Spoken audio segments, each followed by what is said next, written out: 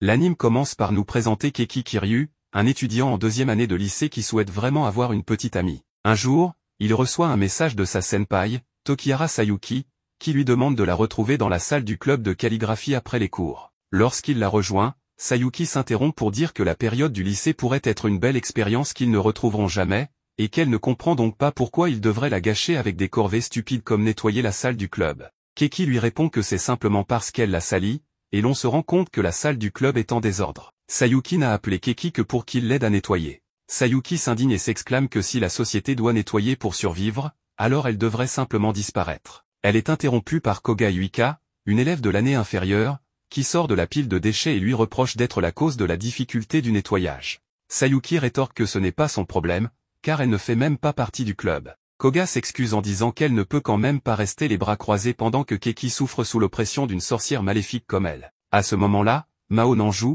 une camarade de classe de Keki, les interrompt en se plaignant qu'elle ne cesse de se disputer et n'aide pas du tout à nettoyer. Mao leur ordonne de commencer à nettoyer, car elle veut rentrer chez elle rapidement et trouve gênant d'avoir à aider au nettoyage. Keki la rassure et l'informe qu'il a amené une aide puissante, sa petite sœur, Mizuha Kiryu, qui semble avoir une grande passion pour le nettoyage et se réjouit de voir autant de déchets dans la salle du club. Avec l'aide de tout le monde, la salle est impeccable en peu de temps, et Keki félicite sa sœur pour son aide. Il sourit et explique qu'il apprécie vraiment tous les moments passés à travailler dur ensemble, se couvrant d'encre et formant une équipe. Il demande alors si ce n'est pas un beau moment de jeunesse, et toutes les filles s'arrêtent pour y réfléchir, étant d'accord avec lui. Sayuki propose alors de finir de ranger, mais Keki remarque les cernes sous ses yeux et suppose qu'elle a travaillé sur sa présentation pour le concours sans dormir. Keki parvient à la convaincre de le laisser terminer de ranger et demande à toutes les filles de rentrer chez elles. Keki quitte la salle quelques instants pour se débarrasser des déchets, et en revenant, il est surpris de voir une lettre accompagnée d'un mystérieux vêtement. En ouvrant la lettre, il découvre qu'il s'agit d'une déclaration d'amour qui lui est adressée. Cela le remplit de joie, car l'amour est enfin entré dans sa vie, et il est temps de mettre fin à sa vie solitaire et sans joie. Cependant, la lettre n'a pas de signature, et en examinant le vêtement, Keki est horrifié de découvrir qu'il s'agit en réalité d'une culotte. Toute la nuit, Keki passe son temps à réfléchir à la signification possible de la culotte, et le lendemain, il en parle même à Shuma Akiyama, son meilleur ami. Mais Shuma n'a aucune idée de ce que cela signifie, et il ne fait que commenter que tout cela semble un peu immature pour quelqu'un de leur âge. Keki est d'accord et se demande si elles ont peut-être été laissées par accident, comme une Cendrillon maladroite. Shuma suggère d'appeler cette mystérieuse fille Cendrillon puisqu'elle a laissé ses sous-vêtements à la place de sa chaussure. Keki rétorque que c'est un nom horrible, mais Shuma lui souhaite bonne chance dans sa recherche. Il l'aide en lui expliquant que, puisque la lettre était dans la salle de son club, cela réduit la liste des suspects, laissant entendre que Cendrillon fait probablement partie de l'équipe de nettoyage, ce qui signifie que cela pourrait être Sayuki, Koga, Mao, ou même Mizuha, sa petite sœur. Keki exclut Mizuha de la liste des suspects pour des raisons évidentes, donc le doute reste parmi les 3 premières filles. Keki décide d'aller rendre la clé de la salle du club en pensant que personne n'est entré dans la salle après qu'il l'ait fermée, donc il pourrait peut-être chercher des indices là-bas. Cependant, en chemin, Sayuki le croise et lui dit qu'elle se chargera de rendre la clé. Keki reste pensif et pense que si Sayuki est Cendrillon, alors la clé doit être un sujet de préoccupation pour elle, ce qui pourrait la faire réagir. Keki lui rend la clé, mais Sayuki remarque les cernes sous ses yeux et l'invite à faire une sieste dans la salle du club. Keki rougit et refuse son offre, car il accourt, ce à quoi Sayuki répond que c'est dommage, car elle pensait se joindre à lui. Peu après, Keki se réunit à la bibliothèque avec Koga et la remercie d'avoir aidé à nettoyer la salle du club la veille. Koga répond qu'il est important pour elle de l'aider, puisqu'il fait partie de la bibliothèque, et cela lui fait plaisir de lui être utile. Keki lui demande si elle pourrait l'aider à nouveau un jour, ce à quoi Koga accepte sans problème. La voyant agir avec tant de naturel, Keki pense qu'il est peu probable que Koga soit Cendrillon. Mais juste à ce moment-là, Koga le regarde et lui demande de manière inattendue s'il aime les gros seins. Elle explique qu'elle pensait qu'il avait peut-être rejoint le club de calligraphie juste à cause de la poitrine généreuse de Sayuki, mais Keki nie cela complètement et lui demande pourquoi elle a tant de mal à s'entendre avec Sayuki. Koga répond simplement que les filles aux poitrines plates comme elles sont naturellement les ennemies des filles avec des poitrines généreuses, et que Sayuki est très jolie et charmante, donc le fait qu'elle ait une grosse poitrine rend les choses encore plus injustes. Keki répond simplement qu'il est d'accord avec elle, ce qui met Koga en colère. Elle dit alors que cela signifie qu'il aime les gros seins, et elle coince Keki avec un gros livre sur l'une des étagères avant de partir. Elle lui fait remarquer que les filles ne font pas de choses cruelles aux garçons qui ne les intéressent pas, ce qui laisse Keki très confus malgré l'indice clair. Peu après, lors d'un match de basket, Keki raconte à Shuma ce qui s'est passé avec Sayuki et Koga. Shuma lui dit simplement que ça ne le surprendrait pas que l'une d'elles soit Cendrillon. Pendant le match, Keki remarque à quel point Shuma est populaire auprès des filles et dit qu'il l'envie, car les filles n'ont aucune raison de s'intéresser à lui. Shuma lui demande alors pourquoi il est toujours aussi gentil avec Sayuki et Koga. Keki répond naturellement que, s'il voit une fille en difficulté, il est normal de l'aider. Shuma lui dit que c'est précisément la raison pour laquelle les filles ont certainement des raisons de s'intéresser à lui. Keki reste pensif au milieu du match, et à ce moment-là, il remarque que Mao le regarde clairement en rougissant. Mais cela le distrait, et il est soudainement assommé par le ballon de basket, ce qui le laisse inconscient. Lorsqu'il se réveille, il est surpris de voir Mao assise à côté de lui dans l'infirmerie. Mao s'excuse en disant qu'elle s'ennuyait simplement et c'est pourquoi elle l'accompagne, bien que les cours soient déjà terminés. Mao lui demande s'il était distrait par quelqu'un qui l'intéressait pendant le match, et à ce moment-là, Keki en profite pour lui demander si elle le soutiendrait s'il était intéressé par quelqu'un. Mao répond immédiatement qu'elle pense que ce serait peu probable et qu'elle ne peut pas dire honnêtement qu'elle le soutiendrait. Cela laisse Keki très confus, mais Mao part sans rien expliquer. Peu après, Keki sort de l'infirmerie pour rentrer chez lui, mais en chemin, il tombe sur Sayuki en train de s'occuper d'un chien perdu. Après que le chien soit retourné vers sa maîtresse, Sayuki observe l'interaction entre la propriétaire et le chien, et dit qu'elle envie vraiment cela. Keki lui dit alors qu'elle doit aimer les chiens, mais il est clair que Sayuki ne parle pas de ça. Elle penche ensuite la tête et avoue à Keki qu'elle aimerait qu'il lui caresse la tête. Elle explique qu'elle a travaillé très dur sur sa présentation pour le concours et a vu qu'il avait caressé la tête de sa sœur la veille, donc elle aimerait qu'il fasse de même avec elle. Keki rougit, mais il n'écarte pas sa demande et caresse gentiment la tête de Sayuki en guise de récompense. À sa grande surprise, Sayuki embrasse sa joue en disant que c'est une petite récompense pour être toujours aussi gentil. De retour chez lui, Keki trouve sa sœur en train de préparer le dîner, et il en profite pour lui demander si elle sait qui a été la dernière à quitter la salle du club après le nettoyage. Mizuha réfléchit un moment et répond que, si elle se souvient bien, la dernière à être partie était Sayuki. Cela ajoute au soupçon de Keki, qui passe la journée suivante à tourner en rond dans l'école en se demandant comment l'affronter. Keki se demande s'il n'y a pas un moyen plus naturel de lui demander, comme lui proposer un rendez-vous ou quelque chose de ce genre. Juste à ce moment-là, Sayuki apparaît, ayant entendu ce qu'il a dit, et lui demande s'il veut sortir avec elle. Keki est surpris de la voir soudainement, mais à sa grande surprise, Sayuki accepte immédiatement de sortir avec lui. Ils vont donc dans un petit café où Keki lui offre une glace, et il observe Sayuki profiter pleinement de leur sortie. Sayuki avoue qu'elle lui est vraiment reconnaissante pour tout ce qu'il a fait, car sans lui, le club de calligraphie aurait été démantelé l'année précédente, il était sur le point de s'effondrer, et il a été le seul à accepter de le rejoindre, ce qui l'a rendu vraiment heureuse ce jour-là. Sayuki lui demande s'il regrette de s'être joint au club, puisqu'il n'était même pas intéressé par la calligraphie. Keki la rassure et lui assure qu'il ne regrette pas, car chaque fois qu'il est avec elle, il finit par s'amuser et la respecte beaucoup en tant que senpai. Cela rend Sayuki très heureuse et satisfaite. Mais après un moment de silence, Keki décide de lui demander si elle ne lui cacherait pas quelque chose, faisant référence à un éventuel sentiment spécial qu'elle pourrait avoir à son égard. Sayuki est très choquée par sa question, mais sans dire un mot, elle quitte le café en courant. Cela amène Keki à se demander si elle est vraiment Cendrillon, mais il n'a pas l'occasion de le lui demander, car pendant les jours suivants, Sayuki l'évite complètement et refuse de lui parler. Après l'avoir poursuivie pendant un moment, Keki parvient finalement à la rattraper en fin de journée et la bloque contre le mur pour l'empêcher de s'échapper. Là, Keki décide de jouer sa dernière carte et lui déclare qu'il connaît déjà son secret.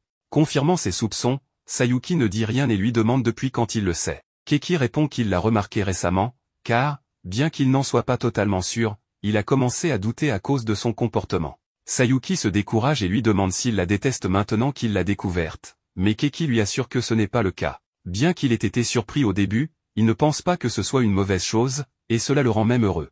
Sayuki sourit et l'invite à se rendre dans la salle du club le lendemain, car elle a quelque chose d'important à lui dire. Le jour suivant, lorsqu'il se retrouve dans la salle du club après les cours, Sayuki lui confie qu'il pourrait être celui qu'il accepte pour ce qu'elle est vraiment et lui demande de fermer les yeux. Keki s'exécute, mais en rouvrant les yeux, il a une surprise inattendue, Sayuki a enlevé sa chemise et porte un collier de chien, le suppliant de la transformer en son animal de compagnie. Keki ne comprend clairement rien, et Sayuki insiste simplement pour qu'il devienne son maître et la traite comme son animal de compagnie. Sayuki avoue alors qu'elle est une perverse masochiste et qu'elle a toujours rêvé d'être son animal de compagnie pour qu'il puisse la discipliner toute la nuit. Ne comprenant toujours pas, Keki rejette immédiatement l'offre en disant que c'est impossible. Peu de temps après, grâce à une enseignante, Keki découvre que le jour où Cendrillon a laissé sa lettre, la salle du club a été trouvée ouverte alors qu'il l'avait clairement fermée à clé. En discutant avec Shuma, ce dernier suggère que Cendrillon devait être caché dans la salle lorsque Keki a trouvé la lettre. Cela signifie que, pendant les 10 minutes où il s'était absenté,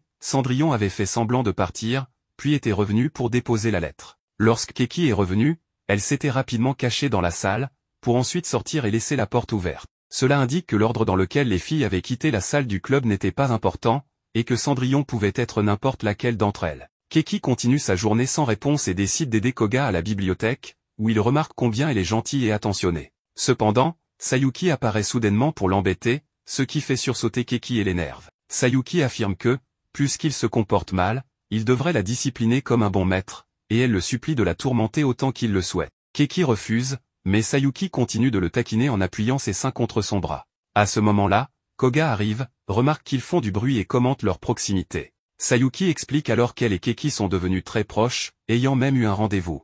Cela rend Koga jalouse, et, voyant que Keki ne comprend pas pourquoi, elle quitte les lieux. Plus tard, Koga confronte Keki et lui demande si le rendez-vous était vrai. Keki confirme, mais explique que Sayuki l'avait simplement forcé à lui acheter une glace, et qu'il ne considère donc pas cela comme un vrai rendez-vous. Koga lui demande alors s'ils sortent ensemble officiellement, et Keki, remarquant qu'elle semble affectée, lui demande comment il pourrait la réconforter. Koga lui propose immédiatement de sortir avec elle le dimanche. Le protagoniste ne peut pas refuser, et il accepte. En suivant les conseils de sa sœur Mizua, Keki arrive tôt à son rendez-vous. Dès qu'il voit Koga, il la complimente sur sa tenue et sa coiffure, sincèrement impressionné par sa beauté sans uniforme. Ils vont au cinéma, puis mangent dans un fast-food. Après avoir discuté du film, ils vont faire du shopping, et Koga, contente de la journée, félicite Keki pour son attention. Keki admet qu'il est dépassé, car c'est son tout premier rendez-vous. Cela rend Koga très heureuse, puisqu'elle est la première fille avec qui il sort. Cependant, alors qu'elle est au bain, Koga se fait harceler par un groupe de garçons, et Keki intervient pour la secourir. En guise de remerciement, Koga lui donne un baiser sur le front. À leur retour, Koga s'endort sur l'épaule de Keki, et ils commencent à imaginer leur journée future ensemble, se demandant si elle pourrait être Cendrillon. Le lendemain, Keki explique à Shuma qu'il n'a toujours pas trouvé si Koga est Cendrillon, car il était occupé à vivre sa première vraie sortie. Puis, il reçoit un message de Koga lui demandant de la rejoindre dans l'entrepôt de la bibliothèque après l'école. Là, Koga avoue qu'elle a toujours eu un sentiment spécial pour lui et espérait qu'il pourrait la considérer comme l'élu. Tout à coup, elle lui demande de devenir son esclave. Keki, complètement perdue, est persuadée par Koga que cela devrait être un honneur de servir une fille aussi mignonne qu'elle. Pour le récompenser, elle retire ses sous-vêtements et les lui tend. Keki, choquée, lui dit que seules les personnes perverses apprécieraient cela. Koga, mécontente de sa réponse, le réprimande et le pousse au sol, décidant de le punir en mettant ses sous-vêtements dans sa bouche. Koga est très excitée par la situation, mais, avant d'aller plus loin, elle s'aperçoit que Keki s'est simplement évanouie. Le lendemain matin, Keki se réveille terrifié après avoir fait un cauchemar au sujet de ce qui s'est passé. Il retourne à l'école, pensif, car ni Koga ni Sayuki ne semblent être Cendrillon. La dernière suspecte serait Mao, mais il n'a pas le temps de trop y réfléchir car il trouve une note de Koga dans son casier, accompagnée d'un de ses soutiens-gorge. Peu après, ils se rencontrent, et elle explique que c'était la seule façon de le contacter puisqu'il l'avait évité tout ce temps. Koga insiste à nouveau pour qu'il devienne son esclave, mais Keki refuse sans hésitation. Néanmoins, Koga lui assure qu'elle peut le dresser et faire en sorte qu'il devienne un bon esclave, et que cela deviendrait sa seule source de bonheur dans la vie. Cette conversation pousse Keki à paniquer, et il s'enfuit en courant, ayant l'intention de rentrer chez lui. En rouvrant son casier, il découvre quelque chose de pire que le soutien-gorge, une photo de lui embrassé par Sayuki, à moitié nu, qui semble avoir pris la photo après qu'il se soit évanoui. À côté de la photo, une note de Sayuki lui ordonne de se rendre immédiatement à la salle du club, sinon elle diffusera la photo sur internet en utilisant son vrai nom. Pris de panique, Keki se rend immédiatement à la salle du club, où il trouve Sayuki vêtu d'un uniforme de domestique révélateur. Ne comprenant rien à la situation, Keki demande à Sayuki de s'expliquer. Elle répond qu'elle a lu un livre sur le dressage de chiens et a pensé que le rôle de domestique était l'équivalent le plus proche d'un véritable chien. Keki, toujours confus, lui demande de se changer, mais Sayuki répond qu'elle ne peut pas car elle est menottée. Lorsqu'il lui demande la clé, elle explique qu'elle est tombée dans son décolleté et qu'il devra la récupérer lui-même. Elle ajoute qu'elle ne portera pas plainte et ne lui demandera pas de rendre des comptes, et qu'elle ne le filme pas.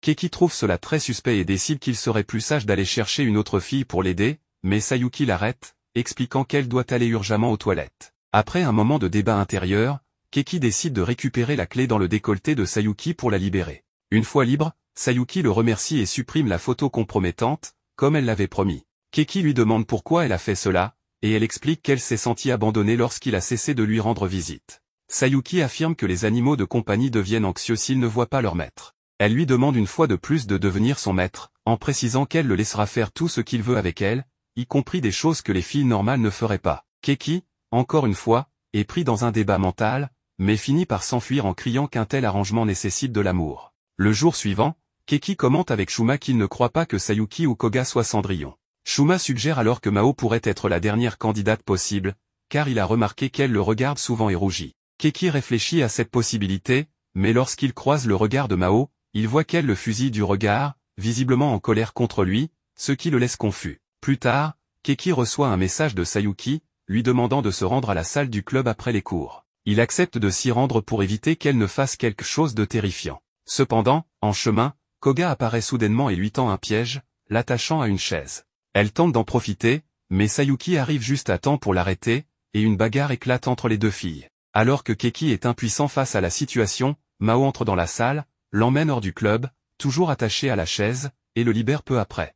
En privé, Mao exprime sa colère, reprochant à Keki d'être trop gentil et permissif avec les autres filles. Keki, surpris par son comportement, lui demande pourquoi elle est si en colère, ce qui la rend nerveuse. Finalement, Mao finit par avouer qu'elle ne supporte pas de le voir avec d'autres filles, tout simplement parce que cela lui déplaît. Le lendemain, Keki retourne à l'école sans comprendre ce qui s'est réellement passé et est surpris de voir que Sayuki et Koga semblent avoir adopté le bon sens. Elle s'excuse auprès de lui pour leurs actions et lui demande de se réconcilier avec Mao, sachant qu'elle est une bonne amie et ne voulant pas qu'ils soient en mauvais termes. Après les cours, Keki essaie de parler à Mao, mais elle reste distante. Il insiste en lui disant qu'elle peut lui parler si elle a un problème, car ils sont amis. Mao répond que, malgré leur amitié, ils n'ont pas passé de temps ensemble comme avant, lorsqu'ils sortaient souvent avec Shuma. Elle suggère donc qu'il la compense pour cela, et peu après, les trois retrouvent leur complicité d'antan en s'amusant dans une salle d'arcade. Ils passent un bon moment, jouant à un jeu de zombies, mais Keki trébuche et tombe. Shuma réagit rapidement et le rattrape,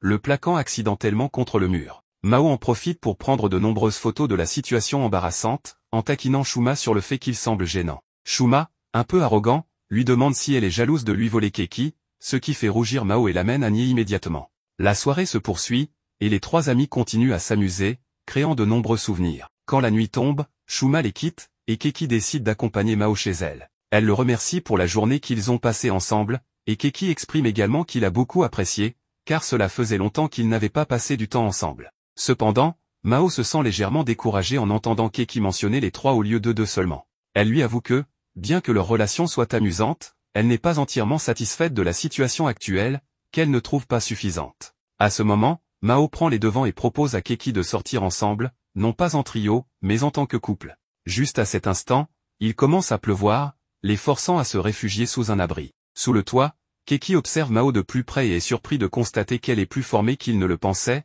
ce qui la met en colère. Elle lui demande à nouveau s'il envisage de sortir avec Koga et Sayuki en même temps, et Keki clarifie que ces deux filles ne sont pas ce qu'elle imagine, elles se sentent simplement à l'aise avec lui. Mao, de plus en plus nerveuse, lui demande s'il pense souvent à sortir avec des filles, et Keki admet que c'est quelque chose qu'il fantasme parfois. Cette réponse rend Mao furieuse, car elle trouve cela indécent de sa part. S'ensuit une dispute, après laquelle Keki décide de lui acheter quelque chose à boire pour se réconcilier. Lorsqu'il revient, il trouve Mao en train de regarder une photo de Shuma sur son téléphone, ce qui l'amène à lui demander si elle a des sentiments pour lui. Prise de panique, Mao nie tout et assure que ce n'est pas Shuma qui lui plaît. Keki lui demande alors qui elle aime vraiment, mais Mao, rouge de honte, s'enfuit avant de répondre. Le lendemain, Mao évite Keki, ce qui le démoralise. Même Koga et Sayuki remarquent qu'il semble abattu, étant déçu que Mao et lui ne se soient pas réconciliés. Ne sachant pas comment interpréter les sentiments de Mao, Keki décide finalement de l'affronter et de s'excuser pour l'avoir blessé. Il lui promet de faire tout ce qu'elle veut pour se faire pardonner.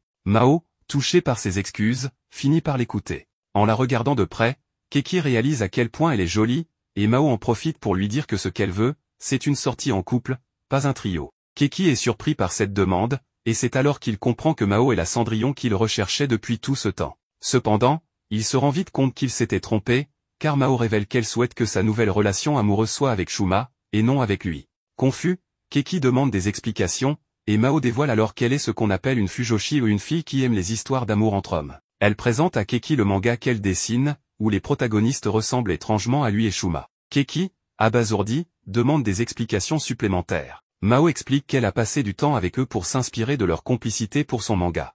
Bien que d'abord contrarié, Keki finit par respecter le passe-temps de Mao, mais il lui demande d'arrêter de les utiliser comme modèle. Mao refuse, affirmant que ses lectrices attendent impatiemment la suite de son histoire. Elle révèle que son manga est très populaire et lui demande de sortir avec Shuma, au moins pour le bien de son œuvre. Keki refuse catégoriquement, mais Mao insiste qu'elle fera tout pour l'empêcher de sortir avec une fille, car cela nuirait à l'inspiration de son travail. Abattu, Keki rentre chez lui, sachant maintenant que Mao n'est pas la véritable Cendrillon. Toutefois, lorsqu'il ouvre son casier, il est horrifié de découvrir une photo de lui en train de mettre sa main dans le décolleté de Sayuki. À côté de la photographie, on trouve une lettre d'une personne anonyme qui convoque immédiatement Keki au club d'astronomie, le menaçant de mettre en péril sa dignité s'il n'obéit pas. Cela signifie clairement qu'ils publieront la photo s'il ne s'y rend pas immédiatement. Keki se dépêche donc de s'y rendre et, à son arrivée, il découvre une salle sombre remplie de photographies.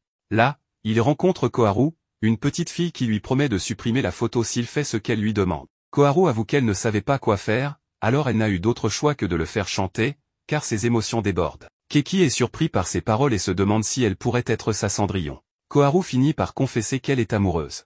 Enthousiasmée, Keki lui propose immédiatement de se marier, mais à sa grande déception, Koharu précise qu'elle est en réalité amoureuse de Shuma. À ce moment, Keki réalise que toute la salle du club est remplie de photos de Shuma, révélant que Koharu est une stalker. Peu après, Koharu emmène Keki dans un café et explique qu'elle aime Shuma, mais que c'est un amour à sens unique, bien que cela soit évident. Elle demande donc à Keki de l'aider et d'être un pont entre elle et Shuma, car il est la personne la plus proche de Shuma. En plus, elle a en sa possession la photo pour faire pression sur Keki, qui ne peut refuser. Keki, résignée, lui demande comment elle a pris cette photo. Koharu répond que l'astronomie consiste à observer des objets distants que même une fusée ne peut atteindre, alors capturer une photo à longue distance avec son appareil professionnel n'a pas été un problème. Keki accepte de l'aider, mais lui confie qu'il pense que ce n'est pas nécessaire, car elle est justement le type de fille idéale pour Shuma, petite et mignonne. Koharu, cependant, révèle qu'elle est en réalité en 3e année et même plus âgée qu'eux. Keki est stupéfait par cette révélation et se retrouve en conflit, car Shuma aime les filles plus jeunes. Par moments, il envisage d'abandonner, mais Koharu le menace à nouveau avec la photo. De retour chez lui, Keki réfléchit à une solution. En chemin, il croise Mizuha, qui a fait toutes les courses pour la maison. Pour la remercier, Keki lui achète une glace. Ils discutent, et Mizuha lui raconte que Koga et Mao ont rejoint le club de calligraphie juste pour être plus proches de lui. Mizuha dit que, même s'il y a beaucoup de monde dans le club, Sayuki apprécie encore beaucoup Keki et serait triste s'il partait. Elle ajoute qu'elle-même serait triste s'il quittait sa famille, car personne ne lui achèterait de glace. Keki lui assure qu'il ne quittera jamais sa famille, et ils rentrent ensemble. Le lendemain, Keki met en place un plan et organise une rencontre entre Shuma et Koharu, cachant les détails de l'uniforme de Koharu qui pourrait révéler qu'elle est en 3e année. Il la fait passer pour une élève de 1re année, et tout se déroule bien, Koharu et Shuma échangent leurs numéros, et Keki prend même une photo d'eux. Koharu est satisfaite et remercie Keki, promettant de chérir cette photo. Malgré ce succès, Keki reste troublée et continue de se demander qui pourrait être sa Cendrillon.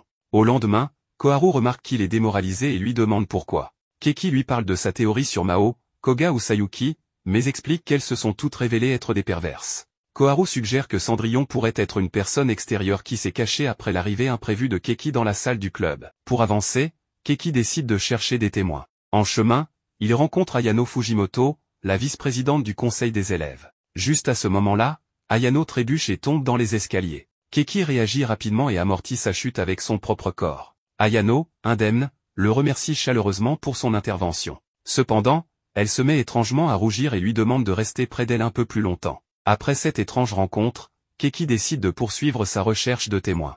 Il demande à sa professeure si elle a vu d'autres élèves ce jour-là. À sa surprise, celle-ci lui répond que la seule élève qu'elle a vue était justement Ayano Fujimoto. Peu après, Keki est pensif face à cette information et sursaute quand Ayano apparaît soudainement et lui parle. Elle lui explique qu'elle voulait le remercier de l'avoir sauvé et, en signe de gratitude, lui offre des biscuits faits maison. Keki les goûte et les trouve vraiment bons, mais sursaute à nouveau quand Ayano s'approche trop près de lui. Nerveux, Keki s'éloigne d'elle en lui disant qu'il se fait tard et qu'il devrait retourner en classe. Ayano n'est pas d'accord, mais avant de se séparer, elle décide soudainement d'enlacer Keki, disant qu'elle a besoin de se recharger pour continuer sa journée. Plus tard, Keki retrouve Koharu qui a utilisé ses talents de stalker pour enquêter sur Ayano. Koharu l'informe qu'elle n'a remarqué aucun comportement étrange, admettant qu'Ayano n'est pas une très bonne élève. Cependant, ils ne peuvent ignorer l'anomalie que représente son soudain rapprochement avec Keki. Koharu suggère qu'elle pourrait être Cendrillon, puisqu'en tant que vice-présidente du conseil des élèves, une partie de son travail consiste à visiter le bâtiment où se trouve le club de Shodo. Keki remercie Koharu pour ces informations, précisant qu'il continuera lui-même à enquêter sur Ayano. Peu après, il se rend à la salle du club de Shodo et tombe à nouveau dans un des pièges de Koga. Celle-ci le réprimande pour avoir fait des choses indécentes dans ses rêves, mais lors d'une attaque surprise, Keki finit par toucher sa poitrine en essayant de se dégager. Ayano entre alors dans la salle du club pour faire un audit et, pendant son inspection, mentionne à Keki qu'elle a besoin de volontaires pour ramasser des déchets en ville. Keki y voit une bonne opportunité d'enquêter sur Ayano et se porte volontaire. Sayuki, qui entend la conversation, se joint à eux car elle ne veut pas laisser Keki seule avec une fille. Tous les trois ramassent les déchets dans des espaces verts séparément, mais Sayuki cherche Keki et lui demande de l'aide pour un déchet prétendument trop lourd pour elle. Quand Keki la suit, il réalise que c'est un piège. Sayuki voulait simplement l'éloigner d'Ayano, expliquant que les chiens deviennent jaloux quand leur maître passe du temps avec d'autres. Soudain, Sayuki coince Keki, le lèche et laisse son odeur sur lui pour marquer son territoire. Désespéré, ne sachant pas comment s'en débarrasser, Keki se souvient du chien qu'il avait dans son enfance et du conseil de son grand-père qui disait que pour calmer un chien, il fallait lui caresser l'arrière-train. Dans son désespoir, Keki suit ce conseil et commence à masser le postérieur de Sayuki. Celle-ci rougit intensément et, quelques secondes plus tard, ne peut plus le supporter. Keki s'excuse d'avoir dépassé les bornes, mais découvre que Sayuki a en fait adoré sa brusquerie, bien qu'elle soit trop gênée pour le regarder en face. Sayuki décide de rentrer chez elle. Keki retourne alors voir Ayano qui commence à tout ranger pour finir la journée, mais tombe accidentellement dans l'eau. Keki court l'aider et lui offre sa veste pour se couvrir, ce dont Ayano le remercie avec joie. Le lendemain, après une partie de badminton, Keki est très fatiguée. Ayano l'invitait dans la salle du conseil des élèves pour le remercier pour la veste. Elle fait en sorte que Keki se repose avec de la musique relaxante, du thé et même une délicieuse tarte aux pommes qu'elle a elle-même préparée. Après quelques minutes ensemble, l'ambiance si relaxante fait qu'Ayano baisse sa garde et s'endort à ses côtés. Keki apprécie pour une fois le romantisme de la situation et est reconnaissant qu'il n'y ait ni animaux de compagnie, ni esclaves, ni aucune des choses étranges qu'il a découvertes avec les autres filles. L'atmosphère si calme fait que Keki s'endort aussi, mais peu après, il se réveille pour trouver Ayano entre ses jambes, sur le point de lui enlever ses sous-vêtements. Keki panique et s'éloigne immédiatement. Ayano décide alors de lui expliquer qu'elle a un fétichisme des odeurs et qu'elle aime particulièrement l'odeur corporelle des garçons, mais que celle de Keki est sa préférée. Elle avoue avoir tout planifié pour qu'il s'endorme, préparant la salle pour qu'elle soit la plus relaxante possible. Ayano explique qu'elle voulait vraiment ses sous-vêtements usés après l'exercice, les voulant tout trempés et en sueur. C'est là que Keki commence à comprendre beaucoup des comportements d'Ayano et est à nouveau déçue de découvrir qu'elle n'est pas Cendrillon. Le lendemain, Keki décide de laisser cela de côté et poursuit sa mission de faire en sorte que Shuma et Koharu soient ensemble. Il organise donc un rendez-vous double, pensant que ce serait la meilleure option, et après un processus d'élimination, il décide que la meilleure candidate pour l'accompagner serait Sayuki, car aucune des autres filles ne se comporterait bien. Shuma va évidemment avec Koharu, et les quatre s'amusent beaucoup en jouant au bowling, en faisant des paris et en créant des moments mémorables. À la fin, le rendez-vous double est un succès, et Shuma est complètement charmée par Koharu.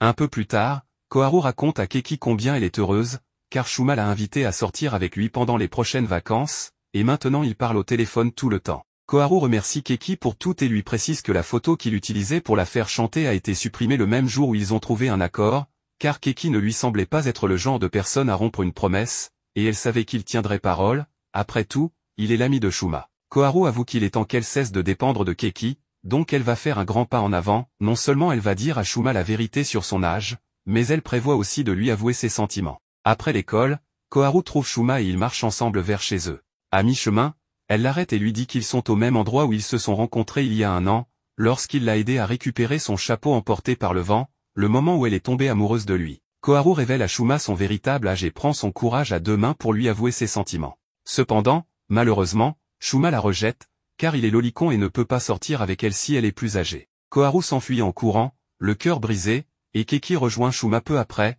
essayant de lui faire entendre raison, car il ne peut pas rejeter une fille aussi gentille que Koharu pour une raison aussi stupide, encore moins après tous les efforts qu'elle a fournis. Il ne peut nier que passer du temps avec Koharu a été agréable, non pas à cause de son âge ou de son apparence, mais pour ce qu'elle est. Shuma se sent mal en entendant ces mots et reste pensif, arrivant à la conclusion qu'il ne peut pas laisser les choses ainsi. Peu après, Keki trouve Koharu et tente de la réconforter en lui disant que tout est la faute de Shuma. Il lui assure que malgré le fait que Shuma ait un joli visage, il est totalement pourri à l'intérieur. Keki continue de souligner les défauts de Shuma et réussit à faire en sorte que Koharu se lâche également, exprimant à quel point Shuma est une horrible personne. Cependant, Shuma arrive soudainement sur les lieux, entendant tout et demandant qu'on s'arrête. Shuma se montre repentant et confesse qu'il s'est vraiment amusé avec Koharu, et bien qu'il aime les filles plus jeunes, il pourrait peut-être faire une exception pour elle, mais il a encore besoin de temps pour l'accepter. Il lui demande donc de commencer en tant qu'ami. Koharu mentionne à nouveau à quel point c'est horrible qu'il propose cela, mais elle admet qu'elle est heureuse simplement d'être à ses côtés, alors elle accepte sa proposition. Keki les félicite, et à ce moment-là, Shuma se demande pourquoi la salle du club d'astronomie est si sombre. Lorsqu'il allume les lumières, il est terrifié en voyant l'infinité de photos que Koharu a prises de lui pendant toute l'année. Koharu admet avoir pris toutes ces photos elle-même, ce qui inquiète considérablement Shuma, et il confesse qu'après tout, il ne peut définitivement pas sortir avec une fille plus âgée. Les jours passent, et Keki reste avec le grand mystère de l'identité de la Cendrillon, car toutes les filles qu'il connaît sont des perverties bizarres, mais mignonnes à leur manière. Pourtant, Keki se demande si c'est possible de tomber amoureux d'une pervertie, mais seulement si elle est mignonne. Pendant qu'il est plongé dans ses pensées, il entre dans la salle de bain de sa maison sans frapper et attrape accidentellement sa sœur à moitié nue juste après sa douche. Mizuha ne réagit presque pas à cela et lui dit simplement que, même s'ils sont de la même famille, il est toujours possible de se sentir gêné après un tel incident. Les deux frères et sœurs discutent normalement dans le salon de leur maison. Keki, bien sûr, s'excuse, mais Mizuha lui demande tranquillement ce qu'il pense des sous-vêtements qu'elle portait, et il répond calmement qu'il lui allait bien. Mizuha lui demande ensuite s'il y a quelque chose qui le préoccupe, car il semble très distrait ces derniers temps. Keki répond que ce n'est pas quelque chose qu'il peut vraiment discuter, mais lui pose une question hypothétique, que se passerait-il s'il voulait transformer une fille en son animal de compagnie? Mizuha répond qu'elle appellerait la police, ce qui était prévisible. Keki pose ensuite la question de savoir ce qui se passerait si une fille le transformait en son esclave, mais Mizuha répond encore une fois la même chose. Enfin, Keki demande ce qui se passerait si une fille disait qu'elle voulait tomber amoureuse de lui, ce à quoi Mizuha répond qu'elle le soutiendrait bien sûr et qu'elle va vraiment dans ce sens. Peu après leur conversation, Sayuki arrive chez Keki et dit qu'elle a décidé de lui rendre visite parce qu'elle s'ennuyait. En entrant dans la chambre de Keki, Sayuki met soudainement des oreilles et une queue de chien et avoue qu'elle veut réellement s'excuser pour ce qui s'est passé lors du jour de collecte des poubelles, car elle a été trop loin et ne devait pas l'attaquer ainsi. Cependant, elle précise que lui aussi est responsable, car il est vrai qu'elle a été espiègle, mais c'est parce que les chiens s'inquiètent quand ils ne ressentent pas l'amour de leur propriétaire. Et c'est pour cette raison qu'elle a décidé de le visiter pour obtenir un peu d'amour, car elle veut qu'il la traite comme un chien. Keki refuse immédiatement, mais Sayuki le fait chanter et lui dit que s'il ne le fait pas, elle montrera à Mizuha le manga BL que Mao a dessiné de lui et de Shuma. Keki panique et la supplie de ne pas le faire, acceptant de la traiter comme elle veut. Ainsi, il joue avec Sayuki comme si elle était un chien et lui gratte même le ventre. Sayuki est tellement heureuse qu'en récompense, elle laisse Keki enfouir son visage entre ses seins, et lui ne se plaint absolument pas. Mais au moment où cela se produit, Mizuha entre dans la chambre et, voyant la scène, leur dit simplement de profiter et referme la porte. Keki entre dans une panique totale et court vers Mizuha pour essayer de lui expliquer que c'était un malentendu. Cependant, plus il tente d'expliquer, pire cela sonne, et il n'a d'autre choix que d'abandonner. Sayuki se dit satisfaite de l'accord et part peu après. Mais malgré le départ de Sayuki, la paix ne dure pas longtemps, car peu après, Koga arrive, entre dans la chambre de Keki et avoue qu'elle est venue pour le discipliner. Elle le fait chanter en utilisant la même méthode que Sayuki, et en peu de temps, l'histoire se répète. Mizuha trouve Keki et Koga dans une position assez compromettante, créant un malentendu encore plus grand que le précédent, impossible à défendre. Keki est épuisée après le départ de Koga et, de retour dans sa chambre, décide de chercher les sous-vêtements de Cendrillon, car elle cache un comportement secret sous son lit. Cependant, en cherchant, Keki panique en voyant que les sous-vêtements ne sont plus là et ont été pris pendant son absence. Le lendemain, Keki raconte tout à Koharu, et ensemble, ils arrivent à la conclusion que Cendrillon peut être Sayuki ou Koga. Mais le fait que Cendrillon ait pris ses sous-vêtements est quelque chose de positif, car tout ce que Keki doit faire est de découvrir laquelle des filles a les sous-vêtements. Peu après, Keki décide de rencontrer Sayuki avec un plan et lui dit qu'il accepte d'être son maître pour une journée. Keki emmène Sayuki dans un parc d'attractions. Il prend cela très au sérieux en la traitant comme un chien, ce qui rend Sayuki très heureuse. Keki propose de monter sur les montagnes russes, mais Sayuki rougit et commente que ce n'est pas une très bonne idée, car elle porte une jupe. Keki est surpris de voir qu'elle est gênée par quelque chose comme ça, malgré toutes les choses perverses que Sayuki a dites et faites jusqu'à présent. Mais cela le fait un peu douter, car cela signifie peut-être que Sayuki porte les sous-vêtements de Cendrillon et ne veut pas qu'il les voie. Ainsi, Keki prend l'initiative et ordonne qu'il monte quand même, car c'est lui le maître aujourd'hui. Sayuki est surprise par son attitude, mais obéit immédiatement, disant que, comme sa petite amie, elle le suivra où qu'il aille. Malheureusement, Keki ne parvient pas à découvrir si elle porte les sous-vêtements de Cendrillon, car sa jupe ne se soulève à aucun moment. Mais Keki continue d'essayer, l'emmenant sur d'autres attractions menaçant de soulever sa jupe, bien sûr, sans succès. Son dernier espoir est donc la grande roue, car, une fois au sommet, personne ne pourra les voir et il pourra lui demander directement de soulever sa jupe. Cependant, avant qu'il ne puisse dire quoi que ce soit, Sayuki saute sur lui et lui lèche soudainement la bouche, le remerciant pour le bonheur qu'il lui a donné ce jour-là. Cela fait perdre son sang-froid à Keki, si bien qu'il ne parvient à rien faire pendant le reste de l'attraction. À la fin de la journée, ils rentrent ensemble chez eux, mais avant de se dire au revoir, Keki se rend compte que c'est sa dernière chance. Il lui demande donc directement de soulever sa jupe, malgré le fait qu'il soit dans la rue. Sayuki est embarrassée et hésite beaucoup, mais après quelques secondes tendues, elle soulève sa jupe devant lui. Juste à ce moment-là, Keki est complètement choqué lorsqu'il voit que Sayuki ne porte absolument rien sous sa jupe. Le lendemain, il retourne à l'école comme d'habitude, mais Sayuki se comporte maintenant de manière très timide devant Keki, ce que même Koga ne remarque pas. Malgré tout, Keki lui dit qu'il ne comprend pas pourquoi elle agit ainsi, mais Koga décide de la mettre à l'épreuve et essaie de rendre Sayuki jalouse en s'approchant trop de Keki. Sayuki est visiblement de plus en plus perturbée, mais elle se force à ne pas réagir, écrivant le mot patience sans cesse sur la table. Mais lorsque Koga saute sur Keki, Sayuki perd enfin son calme et court hors du lieu. Keki tente de la suivre, mais Sayuki l'ignore totalement. À cause de cela, Keki raconte à Koharu et Shuma ce qui s'est passé, en disant qu'il ne sait pas si Sayuki est contrarié parce qu'il l'a forcé à soulever sa jupe. Koharu se contente de dire que Keki doit vraiment aimer Sayuki, car son esprit semble être rempli de soucis à son sujet. Cela laisse Keki pensif, car il voulait simplement retrouver son sourire. Keki se remplit de détermination et décide de parler directement à Sayuki pour savoir quel est le problème. Lorsqu'il la voit, Sayuki avoue qu'elle a atteint ses limites, disant qu'elle s'est donnée pour lui mais qu'elle ne peut plus supporter cela. Sayuki lui dit que dernièrement, il a été trop proche de Koga et a passé tout son temps avec elle, la laissant de côté, ce qui est tout simplement cruel. De plus, le jour de leur rendez-vous au parc d'attractions, il est parti sans rien faire. Sayuki avoue qu'elle était totalement prête à recevoir une punition appropriée pour être allée au rendez-vous sans sous-vêtements et qu'elle comptait même là-dessus, mais il n'a rien fait et a au contraire concentré son attention à rendre Koga jalouse. Keki réalise alors que Sayuki agissait ainsi uniquement parce qu'elle pensait qu'il jouait à faire le difficile. Après tout, il ne devait pas se faire tant de soucis, mais au moins maintenant, il peut se concentrer sur son objectif principal, découvrir l'identité de Cendrillon. Comme Sayuki est la principale suspecte, Keki décide de lui demander directement si c'est elle qui a pris la lingerie de sa chambre le jour où il est allé chez elle. À sa grande surprise, Sayuki admet qu'elle l'a fait, disant qu'elle ne peut plus le cacher. Cela surprend énormément Keki, car il a enfin coincé Cendrillon. Sayuki avoue la vérité sans hésiter et lui fait savoir qu'elle les porte même en ce moment. Cependant, lorsqu'elle soulève sa jupe, Keki découvre qu'elle porte en réalité les boxeurs de Keki. Keki est perturbée de voir Sayuki porter ses sous-vêtements, ce à quoi elle explique que porter des sous-vêtements d'homme lui procure un étrange et immoral plaisir. De plus, elle se sentait très triste quand il la laissait seule, alors elle voulait ressentir la chaleur de son maître d'une manière ou d'une autre. Keki abandonne, car Sayuki n'est pas Cendrillon, mais simplement une perverse.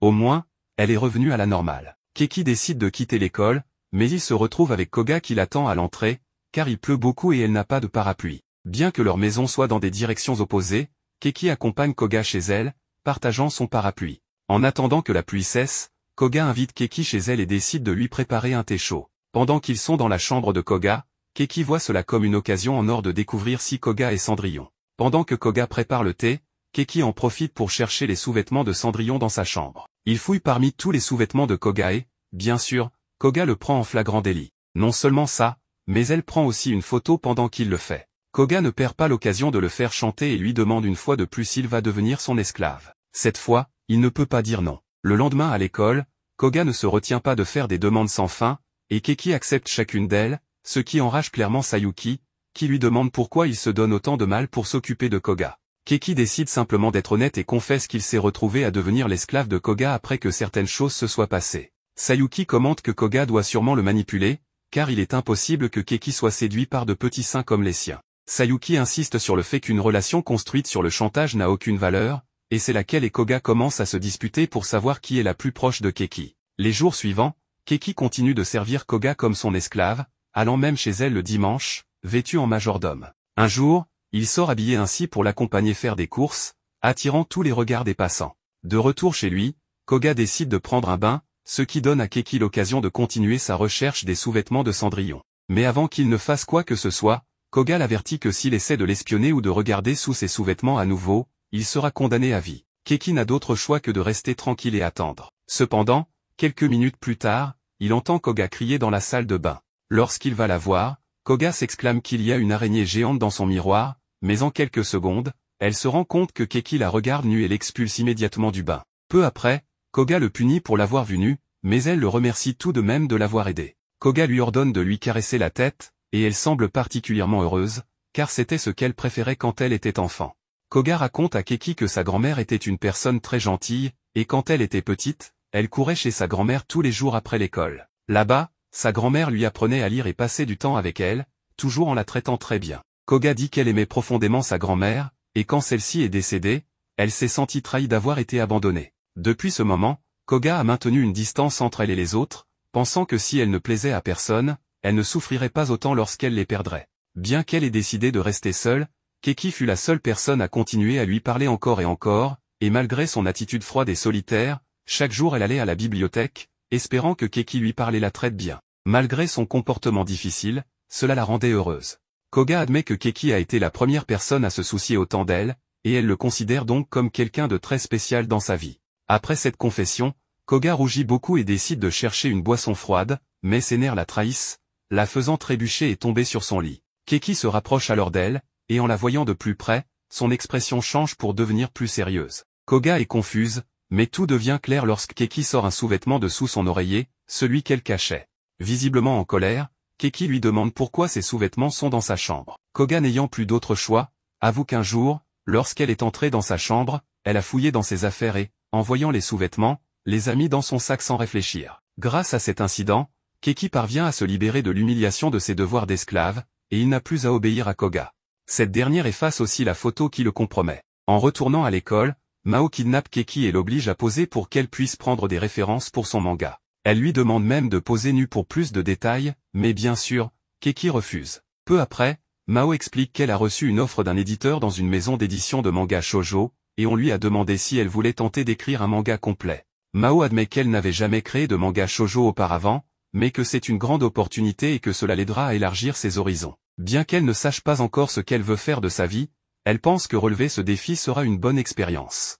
Keki est impressionnée par la façon dont elle a réfléchi à cela, mais Mao répond que malgré tout, le BL reste sa priorité. Soudainement, Mao demande à Keki s'il a une petite amie, car elle ne sait pas comment écrire un manga shoujo et a besoin de rassembler des idées pour l'histoire. Keki lui répond qu'il n'a en fait pas de petite amie. En entendant cela, Mao s'assoit sur ses genoux et lui dit que dans ce cas, elle sera sa petite amie, car elle veut voir de près à quoi ressemble le visage d'un garçon quand une fille s'approche de lui.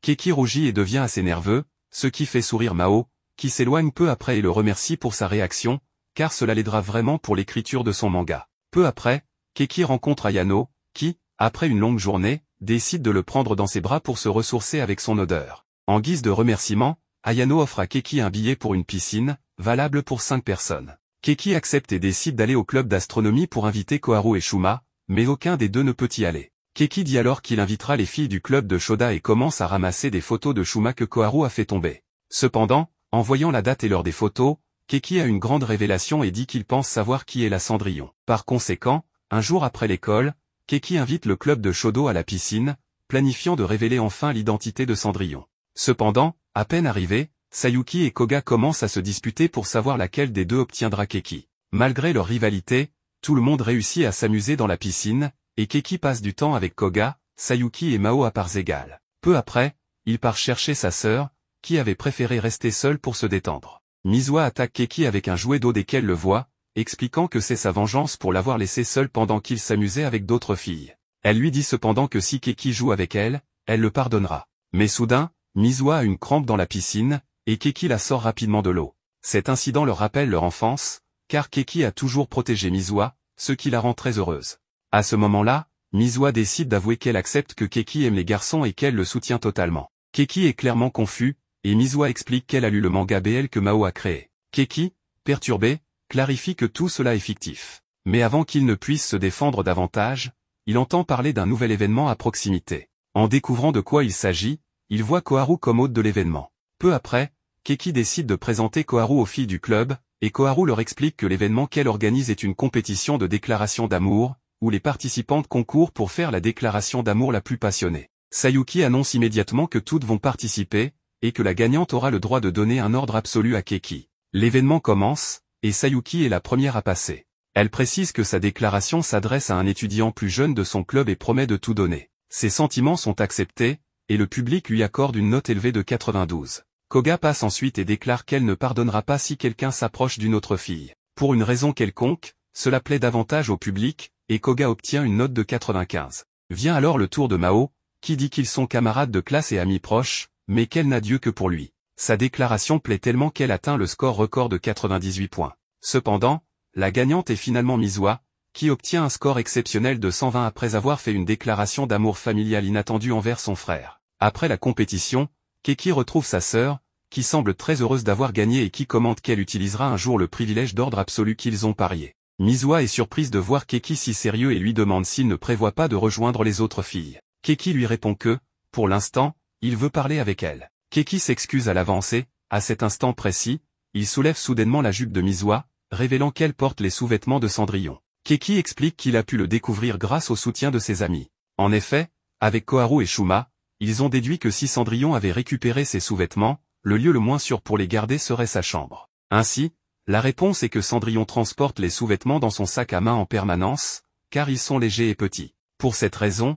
elle avait décidé de les garder dans son sac après la piscine jusqu'au dernier moment d'une journée normale à l'école. Après avoir nagé, il était naturel de devoir se changer à nouveau en uniforme. Ne sachant pas qu'elle sortirait, elle n'avait pas de sous-vêtements de rechange à part ceux de Cendrillon, qu'elle cachait dans son sac. Et comme Keki savait à quel point Miswa est propre, il était sûr qu'elle ne remettrait pas des sous-vêtements usés. Elle a donc opté pour les sous-vêtements propres de Cendrillon. Miswa lui demande comment il a découvert que c'était elle. Keki lui montre alors une photo prise le jour où il a trouvé la lettre d'amour dans le club. Sur cette photo, on voit Miswa en arrière-plan. L'heure indiquée sur la photo était 17h50, et Miswa était la première à être partie ce jour-là, à 17h. Elle n'avait donc aucune raison d'être encore à l'école à 7h. La seule réponse logique est donc qu'après avoir terminé de nettoyer, Miswa a laissé la lettre sur le bureau et s'est cachée dans le casier.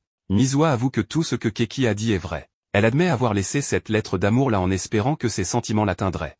Mais, en même temps, elle avait peur de dire la vérité, craignant de mettre fin à leur merveilleuse relation de frère et sœur. C'est pour cela qu'elle n'a pas écrit son nom sur la lettre. Miswa confesse une fois de plus qu'elle est amoureuse de lui, de sa gentillesse et de la façon dont il la traite. Elle admet aimer tout chez lui. Keki essaie de lui faire comprendre que c'est tout simplement impossible, car ils sont frères et sœurs, et ce serait mal d'avoir ce genre de sentiments. Cependant, Miswa insiste que ce n'est pas mal et s'excuse à son tour. Ce qu'elle fait ensuite, c'est embrasser Keki soudainement, sans prévenir. Alors que Keki reste sous le choc, Miswa lui assure qu'il n'y a rien de mal dans ses sentiments pour lui, car, après tout, ils ne sont pas vraiment frères et sœurs. Après cette révélation, Miswa n'a pas repris un comportement normal. Pendant les jours suivants, elle s'introduisait dans le lit de Keki et l'embrassait par surprise, ce qui poussa Keki à bout.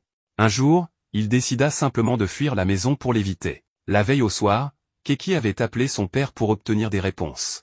Ce dernier confirma ce que Miswa lui avait dit, ajoutant qu'il ne comprenait pas comment il pouvait oublier que sa sœur était adoptée. Keki décide alors de rencontrer Koharu et Shuma. Après leur avoir expliqué ce qu'il s'était passé, il leur fait part de ses inquiétudes. Il leur confie qu'il lui est difficile de réaliser que la personne qu'il a toujours considérée comme de la famille ne l'est pas vraiment. Même si Miswa est une fille géniale, il ne peut pas simplement changer ses sentiments et commencer à la voir sous un angle romantique comme si de rien n'était. Sans savoir où aller après avoir quitté la maison, Keki s'assied sur un banc pour réfléchir, sans avoir mangé de toute la journée. À ce moment, Mao, revenant de ses courses après avoir travaillé sur un manga BL, le voit. En riant, Mao apprend que Keki n'a rien mangé et décide de le nourrir avant d'écouter ses problèmes. Mais malgré cette petite aide, Keki reste perdu et ne sait toujours pas quoi faire. Il erre sans but toute la journée, même sous la pluie. Miswa, inquiète, part à sa recherche avec un parapluie, mais ne parvient pas à le trouver et finit par rentrer seul à la maison. De son côté, Keki, à court d'options, retourne chez lui, sachant que peu importe s'il accepte ou non les sentiments de Miswa, leur relation ne pourra probablement jamais revenir à ce qu'elle était avant. Miswa est effrayée de voir Keki rentrer dans un état terrible. Un peu plus tard, elle prend sa température et constate qu'il a une forte fièvre. Sayuki, ayant appris la nouvelle, lui rend visite et tente de le réchauffer en se blottissant contre lui, mais finit par s'endormir à ses côtés. Peu après, Koga arrive aussi pour lui apporter des livres afin qu'il ne s'ennuie pas, et en profite pour tirer Sayuki hors de son lit. Les deux filles se disputent à nouveau pour savoir laquelle va s'occuper de Keki. Même Miswa doit intervenir pour les calmer. Dans la soirée, alors qu'il est seul, Keki, pris de vertige et perdu dans ses pensées, repense à tout ce qui s'est passé pour découvrir l'identité de Cendrillon. Après tout, aucune des filles du club ne s'est avérée être Cendrillon, mais elles sont toutes gentilles et adorables, bien qu'un peu perverses. La fièvre de Keki lui fait soudainement revivre le passé, le jour où Miswa est devenue sa sœur après avoir perdu sa famille dans un accident. Ce souvenir lui revient clairement, et sa fièvre finit par baisser. Keki réussit à se lever pour aller aux toilettes, mais tombe à nouveau sur Miswa par accident, cette fois sans vêtements. Keki s'excuse à plusieurs reprises, mais Miswa, inquiète, lui demande seulement s'il se sent mieux. Keki lui répond que oui, mais elle lui demande de ne pas trop forcer non plus. Miswa s'excuse auprès de Keki, expliquant que c'est de sa faute s'il est tombé malade et qu'elle n'aurait pas dû l'embrasser si cela le dérangeait. Les deux ont une conversation nécessaire, et Mizuha se montre sincère en partageant toutes les raisons pour lesquelles elle est tombée amoureuse de lui. Après tout, Mizuha remercie Keki d'avoir toujours été là pour elle, comme il l'avait promis le jour où ils sont devenus frères et sœurs. Ils se prennent dans les bras, et à ce moment-là, Keki décide qu'il continuera à être son frère à partir de maintenant. Peu après, Mizuha décide d'utiliser le prix de l'ordre absolu qu'elle avait gagné le jour de la piscine. Elle l'utilise pour organiser un rendez-vous en tant que couple. Le jour venu, leur rendez-vous se passe de manière tout à fait normale, et Keki apprécie le temps passé avec Mizuha, jusqu'à ce qu'il découvre accidentellement qu'elle est exhibitionniste. C'est d'ailleurs la raison pour laquelle Mizuha avait laissé accidentellement ses sous-vêtements à côté de la lettre d'amour ce jour-là à l'école. Ainsi, leur jour continue, et bien que beaucoup de choses aient changé, une chose reste immuable pour Keki, il n'a toujours pas de petite amie. Pourtant, il est encore entouré de perverses.